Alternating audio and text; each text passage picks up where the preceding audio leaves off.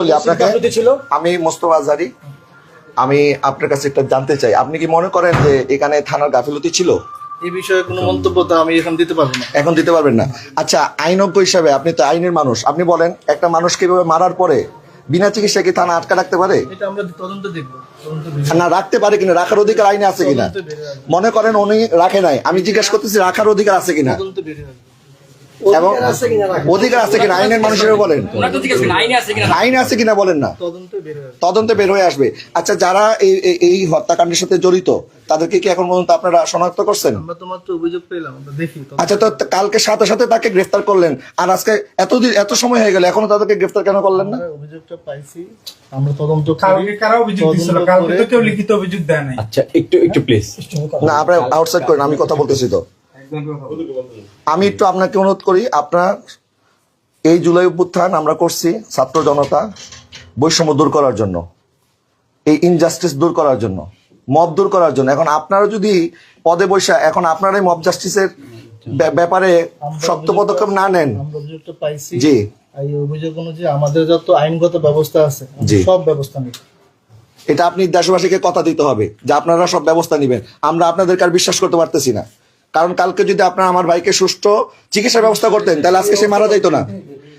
আপনারা আইনের মাধ্যমে আপনারা, আমি বলি হ্যাঁ, দাঁড়াও, তাকে কথা কেউ বলবেন না, তাকে চিকিৎসা দিয়ে কোর্টে তুলে তার বিরুদ্ধে যে অভিযোগ আছে এটা তদন্ত হবে, তারপরে আদালত বিচার করবে যে তার জেল হবে না ফাঁসি হবে না কি হবে, তাই না?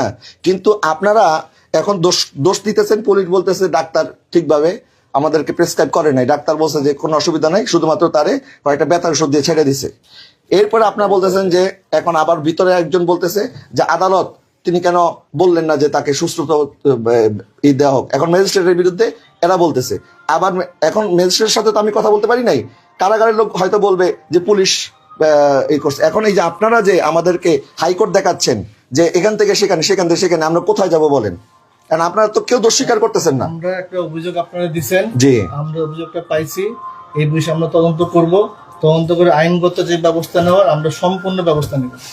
ঠিক আছে, যদি এখানে যার যার গাফিলতি, আমি অনুরোধ করব, আপনিও একজন বাবা, এখানে একটা মা কাঁদছে, সন্তান ইতিম হয়েছে, সন্তান একটা মাত্র ছেলে, না মায়ের একমাত্র ছেলে, ভিকটিমের একমাত্র, এবং সে একজন আলেমে দ্বীন। এই দেশে বিগত সরকার, ফ্যাসিস্ট সরকার অনেক আলেমদের উপর জুলুম করছে। বর্তমান সরকার যদি এখন আলেমদের উপর জুলুম করার এই ট্রেডিশন চালু করে তাহলে কিন্তু খুব ভালো কিছু হবে না, তাদের যে পরিণতি হয়েছিল এদেরও একই পরিণত হবে। তাকে আমরা 15-20 বছর থেকে চিনি, যে অভিযোগ তাকে দেওয়া হয়েছে তাকে যত লোক চিনে, একটা লোকও এই অভিযোগটা কোনো, কারণ মানুষের চরিত্র বিষয়টা 10-15-20 বছর একজন মানুষের সাথে মিশলে কিছুটা অনুমান করা যায়। তার মতো নীরব, এত বিনয়ী। ওসি সাহেব বলছে যে আমার ছেলে যদি করতো আমি তারে মেরেই ফেলতাম। ওসি বলছে, ওসি কি কথা বলার ক্ষমতা আছে?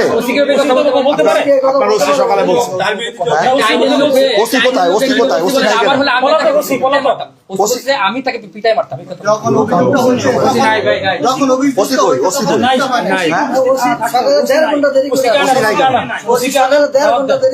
না, ওসি সাক্ষাৎ কেন দরকার আছে? ওসি কোথায়? ওসি নাই কেন?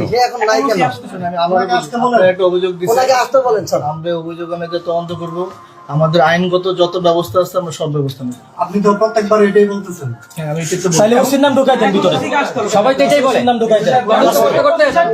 ঠিক আছে, এই ব্যক্তিকে হ্যাঁ ঠিক আছে, এই ব্যক্তিকে মারছে কে? মারছে সবাই মিলে মারছে, জনগণ মারছে, জনগণ না, যে 2-4 জন মারছে, মারার পরে অবহেলা করছে, এরাও দোষী। আমরা ওই ব্যবস্থাটা নিচ্ছি। ঠিক আছে, আমরা ঠিক আছে, ঠিক আছে, ওকে। আমরা শোনেন, কালকে অভিযোগ দায়েরের সাথে সাথে তারা গ্রেফতার করতে আপনারা 1 মিনিট বিলম্ব করেন নাই। এখন আমরা অভিযোগ দিয়ে গেলাম, কোন তদন্ত ছাড়াই বলতেছে সে বলৎকারী। ওসি সাহেব কিভাবে বলবে?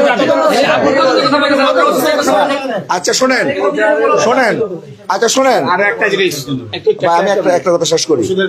শোনেন, যদি আমরা অভিযোগ করার সাথে সাথে এখন যদি তৈরি গতিতে আজকে রাত্রের মধ্যে তাদেরকে গ্রেফতার না করেন আপনারা, কালকে ঢাকা শহরে কি হবে, সারা বাংলাদেশে কি হবে, সেটার জন্য আপনার প্রস্তুত, আপনাদের দায়ভার নিতে হবে, এটার দায়ভার আপনাদের নিতে হবে। কালকে একটা আলেমকে গ্রেফতার করতে আপনার 1 মিনিট সময় নেন নাই, আর আজকে এত প্রমাণ থাকার পরেও, ভিডিও থাকার পরেও আজকে তার লাইভের মধ্যে সে আইসা বলছে আমি ইহুদি, আমি নাসারা, আমি দোষী। এটাকে একটা মানুষ কোনো লাইভে এসে বলে? কত নির্যাতন করলে একটা মানুষ লাইভে এসে তারা বাধ্য করছে এই কাজটা করার জন্য।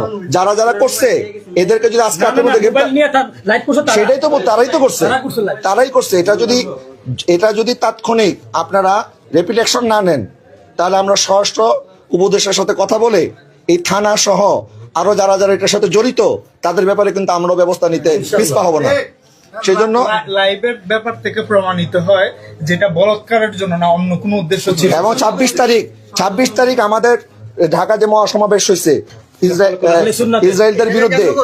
ইসরায়েলদের বিরুদ্ধে, গাজার মুসলমানদের পক্ষে, সেখান থেকে আসার সাথে সাথে ভারতের বিরুদ্ধে, ভারত মিয়ানমার এবং ইসরায়েলিরা যে, আপনার কেন কথা ইন্টারাপ্ট করেন, আমাকে কথা বলতে দেন।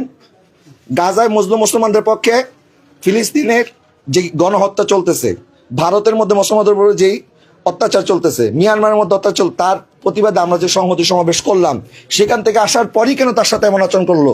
এটা তো 2 মাস আগের ঘটনা। তারা যেটা বলতেছে, তো 2 মাস পর্যন্ত তারা কোথায় ছিল? 2 মাস পর্যন্ত তারা তদন্ত না। এই বিষয়গুলো উঠাই নিয়ে জি, আমি কিন্তু আপনাকে বিশ্বাস করতেছি, প্লিজ এটা আপনি একজন মানুষ হিসেবে সত্যের পক্ষে থাকবেন ইনশাআল্লাহ। দোষী নাই, দোষী দায়িত্ব আপনি নিছেন। দায়িত্ব নিছেন এডিসি হিসাবে, আমি আপনার প্রতি কৃতজ্ঞ থাকবো যদি আপনি দায়িত্ব নেন।